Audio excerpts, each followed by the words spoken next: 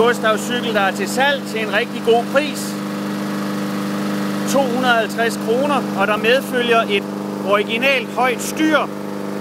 Det er en racercykel med twinsadel, støddæmper foran, der ikke dæmper stødene, men som har støddæmpe lookalike, håndbremse.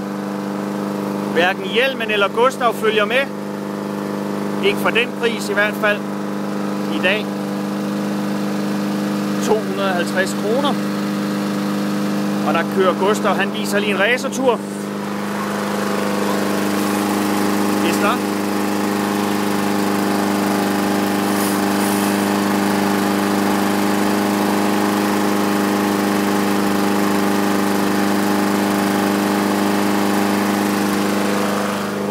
Up til Karla, der var han igen.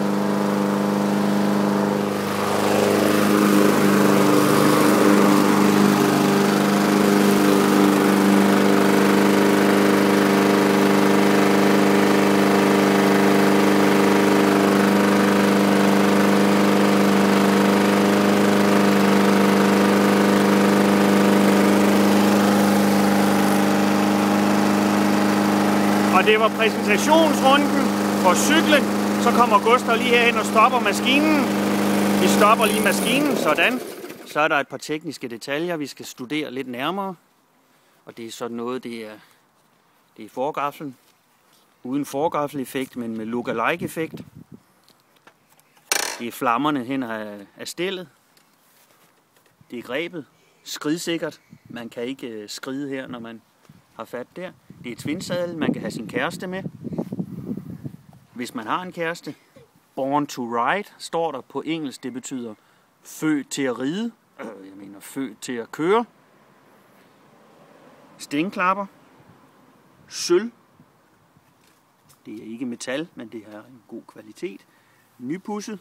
Nysmurt. Nyistandsat. Støttefod. Går lidt tættere på. Der er plads til ringklokke med monstre, eller dinosauruser, eller hvad man nu har. Der var håndbremsen, der var dusk på højre ret. Alt i alt et superkøb. Vi zoomer ud. Gustav, vil du lige holde cyklen?